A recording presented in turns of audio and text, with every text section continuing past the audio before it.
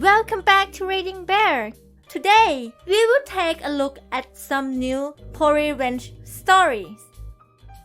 And if you enjoyed my content, please don't forget to subscribe to my channel and post some bear emojis in the comments. Let's go! First one is titled, Taking an Ex to Jail. I dated a woman for 3 years. Let's call her Lisa. We lived together, grew apart. I thought the breakup went fairly smoothly. I agreed to pay for the apartment for the remainder of the lease, about a month and a half, and I went to stay with my bandmates. I came back a few days later to grab some of my things, and the whole apartment was wrecked. She ripped all of the pages out of my textbooks, burned them in a trash can, and scattered the ashes all over the couch. All of my DVDs were shattered and placed neatly back inside their cases and on the shelf. She wrote vulgarities all over my paintings, slashed them, emptied my paint tubes on the floor, and cut the bristles off of my brushes. I didn't cheat or lie. The others are up for debate. She took a hammer to my gaming PC, the fat grey Game Boy I've had since I was 8, my NES and SNES, all of my toys, some flower pots that once housed some really nice shrubberies, and both of my cameras. My comic book collection was ripped to shreds. My clothes were cut into ribbons. My N64 and Wii and all of the games were missing, likely pawned. She smashed my glass desk. The cats went unfed, and she left a turd in the toilet. The cops came and told me that there was nothing they could do for me. Because we had lived together for so long, they were her things too, and she was certainly allowed to destroy her own property. The landlord was next. He changed the locks and struck her name off of the lease. All of her things were already moved out, so we both assumed she wasn't coming back. My brother came over the next day to help me move the rest of my things. Bed, furniture, washer, dryer, etc. We were nearly done when Lisa shows back up screaming obscenities. She put a few dents in my brother's truck while telling him how much of a witch my mother is for not aborting us. Then, she tried to get inside to get some more of her things. Nothing she owned was in there anymore, and further lost it when her key didn't work. She punched me in the face and started hitting me with her incredibly dense purse. My brother called the cops and let her know that they were on the way. Cops arrived, and she was gone. Their immediate reaction to the domestic dispute call was that I was the bad guy, so I ended up in cuffs while they looked for Lisa. After they realized that my eye was swollen shut and Lisa was nowhere to be seen, they started listening to my brother and I. He showed them the dents in his truck. I showed them my still wrecked apartment. One of them got a good laugh out of the situation. They took pictures and a statement and left. I sported a black eye at work and class for the next week or so. Fast forward a couple of weeks later. It's the last day of my lease. I'm sleeping on a mat on the floor. The only things left in my apartment are a few lamps, a TV, a microwave, a backpack full of some clothes I bought over the last few weeks, and my cats. It's 2 a.m. when I start getting drunken texts from Lisa. I love you. Let's get back together. The usual. I ignore all of them and try to get some sleep. At 3 a.m., I get a knock on the door. Hey, open up. This is my apartment too. I tell her to duck off. Then I hear a much deeper voice. Open the ducking door or I'll kick it in. Before I get a chance to respond, the dude is already trying to kick in my door. I grab my backpack and jet out the back. I called the cops as I left, but I didn't stick around to see what happened. When I return the next day, there are a few giant footprints in the front door. It's one of those big steel ones, and the door frame is broken. She has smashed all of my lamps and the TV, peed on my pillow and mat, dumped all of my food out on the floor, spread kitty litter throughout the apartment, and smeared cat poo on the walls. She also let out or stole all of the cats. I got a call from her mother a few days later pleading with me to not press charges. I told her it was out of my hands. The cops had taken pictures and Lisa was going to be arrested and charged whether or not I wanted it to happen.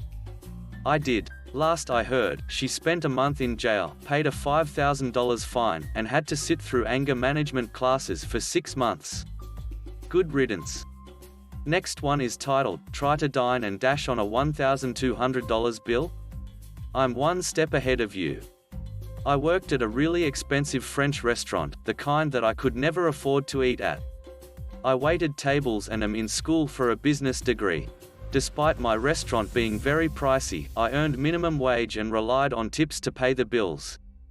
The restaurant is next to a university, and even though my boss didn't pay us a lot, he still donated huge amounts to the school. One night the restaurant is really busy and this couple comes in. They're young and act as the rich kids of Instagram stereotype. I'm assigned their table along with 2 others. Right away they start loudly complaining about how I'm too slow, the music is crap, we have a 4-piece chamber orchestra, the menu is hard to understand, it's in French but the English translations are right underneath. Then they order a $600 bottle of wine. The boss told me that if a person looks young to ask for their ID. I see both their IDs and notice when they have their wallets open that they both have student IDs from the college. They insult me and call me uneducated for not inferring that only adults would be such wine experts. The girl said to her date, she's trying to flatter you by saying you look young. Look sweetie, turning to me, it won't get you a bigger tip, so save the butt kissing. Lol, calling me sweetie? You're like 21 and look like you're an orange failed spray tan high school freshman poser that just discovered Hot Topic as a shortcut for having any style. I bring them their wine and while they're ordering, they decide to start making personal remarks to me.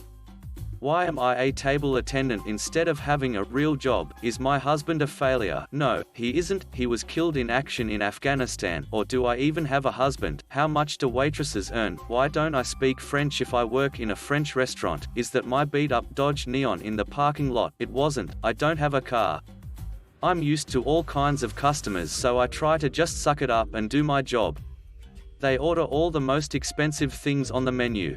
I notice they take tons of duckface selfies, even the guy makes duckface selfies and I feel like smacking him in the face, but instead I just refill his water and fetch him another item off the menu. He actually used the word fetch. I serve my other 2 tables and thankfully they're nice and friendly. There's a small nook behind where the snooty couple was sitting where I grab extra cloth napkins. I was back there and neither of the 2 people heard me, they thought I was on the other side of the restaurant. I heard the guy calling me a loser and a pathetic waste, and the girl was saying that they ought to just dine and dash, and make my boss stick me with their bill and get me fired. I have no idea why these 2 were picking on me so much tonight, but who knows why anyone does what they do. They were going on and on about how neither of them would waste their life being a waitress, that they would have careers and would be something in life, not just being people's step and fetch it.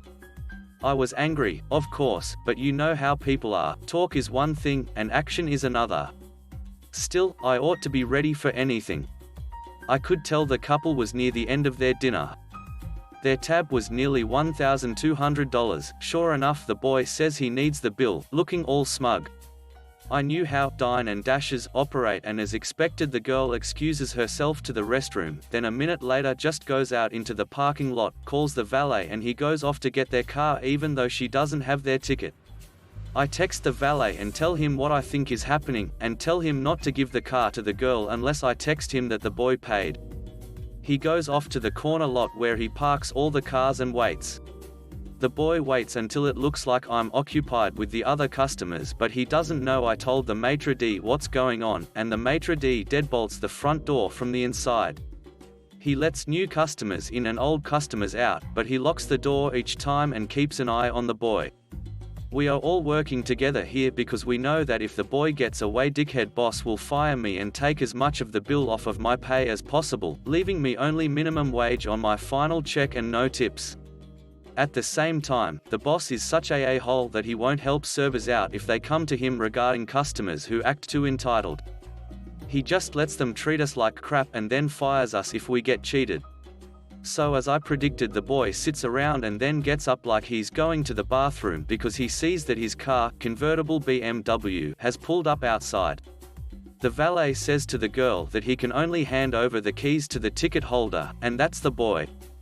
It's not actually our policy, he'd normally hand over the keys if he were given $10 by the obvious owner or one of the owner's party, but the cheapskate girl wasn't even going to give him his $10, let alone a tip on top.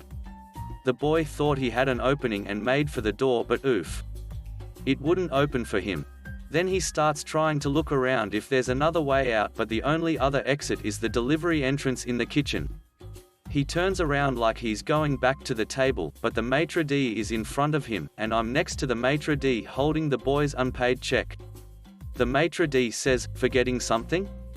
And by this time I can see the boy's totally disloyal girlfriend try to pay the valet so she can get away, but oof.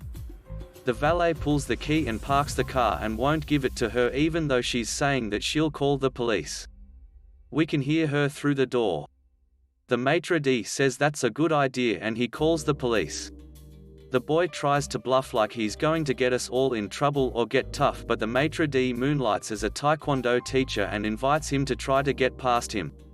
Finally, the manager comes out and as expected he takes the boy's side at first, but by this time several other customers noticed what was going on and said the boy was a total a-hole and a dine and dasher, and if the manager didn't do something about it they would never eat there again.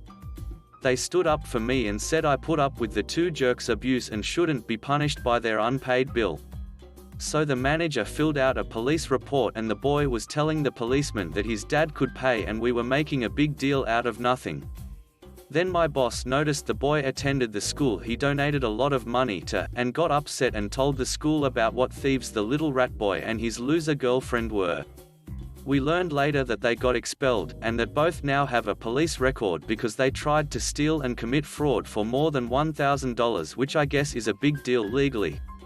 I think their rich parents got them to avoid jail like normal people, but they still have a record, because it's only a misdemeanor if you steal less than $500, and they tried to steal more than twice that in goods and services. Within 3 months I got a better job working as a teller in a bank. Within another year, I'll finish my business degree and hopefully do what I want to do in life. Regardless though, whatever your job, as long as you're earning an honest living, no one can shame you. There's nothing wrong with being a server, and those two kids were a-holes for thinking like that. Everyone has a different path in life. These two's path involves checking the box, yes, next to, ever been convicted of a felony? They tried to get me fired. Nah, you don't get me fired. I made sure you and your not ride or die chick can never get the career you want now. Better just wait for that inheritance then, jerks. Keep making that duck face, you basic witch weirdos. Next one is titled, "Little Sis Isn't My Mother, Well I'm Not Hers Either." So a few weeks ago my brother, sister and myself, all in our early to mid-20s, took a little siblings vacation to California for a week, first time we've ever done anything like this. So a few nights into the trip we went to a basketball game in Sacramento, after a day where we had been drinking on and off. As we took our seats I took my jacket off and placed it on my seat. Knowing I have a penchant for being somewhat forgetful, I asked my sister if she could remind me about it as we left, to which she looked absolutely disgusted and remarked, "I'm not your mother." Well sheesh, we were having a very nice trip to this point and I had no clue that kind of reaction was coming, but whatever, I figured she was cranky or something and let it go. Well, wouldn't you know, a few nights later we had gone out to eat, and she was the first one to stand up and walk away from the table, leaving her purse on her seat. I did what any responsible older brother would do and quickly snatched it up and hid it inside of my jacket. After we had walked about 7 to 8 blocks away from the restaurant, I made some remark about how weird someone else's purse looked, and she immediately realized what she had forgotten, and began running back towards the restaurant. I filled my brother in and we took a nice casual walk back to the restaurant, where my sister was freaking out because her purse wasn't there. I simply held up her purse, looked her straight in the eyes and said, "I'm not your mother." It was gloriously cathartic. Next one is titled, "Neighbor Won't Turn His Floodlights Off." Some years ago we had some new neighbors move in next door. Nice enough people, but we had a problem with them. The husband traveled a lot and his wife was afraid of just about everything, the dark, thunderstorms, you name it. The problem was the floodlights over their garage doors. She would leave them on all night, every night, even though you couldn't see them from inside of their house. They were positioned such that they would shine into our bedroom at night. We were not able to block them effectively with our curtains. We asked them politely several times if they could turn them off at night since they served no effective purpose. They adamantly refused. I offered to pay for a timer that would control them. No way would they consider it. I thought about taking the bulbs out, shooting them out with my pellet gun, etc. The solution that I arrived at was to simply loosen them up enough that they wouldn't come on. Since they couldn't see them from inside the house, it was about 5 to 6 months before they realized that they were not working. They screwed them back in. I waited a couple of weeks and unscrewed them again. Another few months went by. Finally, one day, my neighbor asked me if I ever had any trouble with my outdoor lights. I told him yes, as a matter of fact I did. I said that they would loosen up occasionally and I would have to retighten them. I blamed it on vibration from the traffic on our street. He said that he had the same problem. I told him that I finally just gave up and left them off. He eventually did the same. We were happy with the final outcome and we were able to keep peace in the neighborhood. Next one is titled, "You Wanna Mess With My Clothes?" Okay, hope you like Reese's. Story didn't happen to me, but to my girlfriend who gave me permission to post it. She was doing laundry one night at her freshman dorm, and when she went to put her clothes in the dryer, someone had taken her clothes out of the wash and scattered them all over the laundry room, as well as the entrance. Like panties in the hallway. At that time there were other washers free, so there was no need to take her clothes out to use that washer specifically, even if she had left them in there for a long time. She's embarrassed and angry, but just picks up her clothes and puts them in one of the dryers and storms off. When she goes to check on her dry clothes, she again sees them scattered all over the laundry room and hallway, with the girl's clothes in the dryer she was using. They weren't even fully dry. And she knew it was the same girl because of the laundry basket. She was so upset she didn't even pick up her clothes. She went to the dorm market and bought a bag of mini Reese's cups, the unwrapped kind. She went to the laundry room and dumped the whole bag into the girl's drying clothes and let it continue running, then gathered her clothes and put them in another dryer, sitting there and watching them dry. Apparently the room smelled great afterwards. Next one is titled, "I Stopped a Kid Playing Fortnite." I'm a tradesman and I was working on the power at a house when I asked the man who owned the place if he could turn off any TVs or computers that were on for 10 minutes while I worked on the power points. He went and told his sons to turn off the TV while I worked on the power. Not 30 seconds later this little 12-year-old brat came marching up to me and demanded I restore the power as he was in the middle of a very important Fortnite game. His dad didn't even flinch at this like it was a normal thing for a kid to say. So I told the kid very politely that if he gave me 5 or so minutes I'd have it back on for him.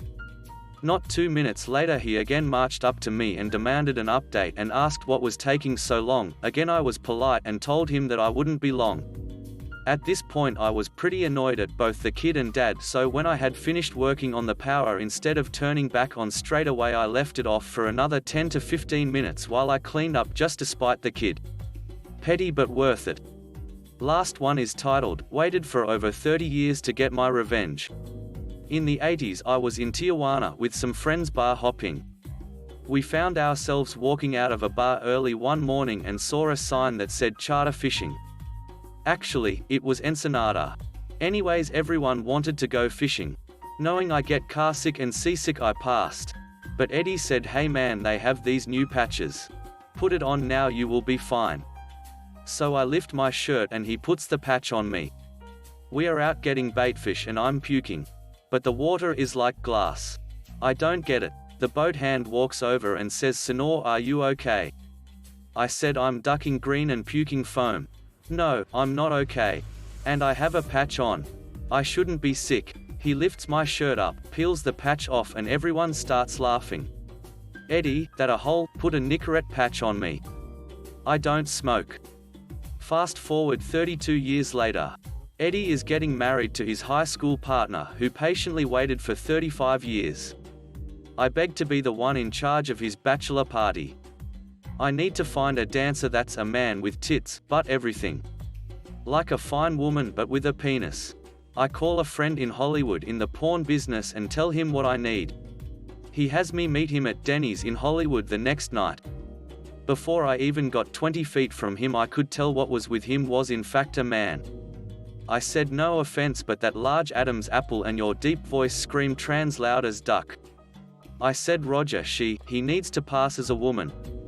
Pass without any doubts. He says it will be expensive.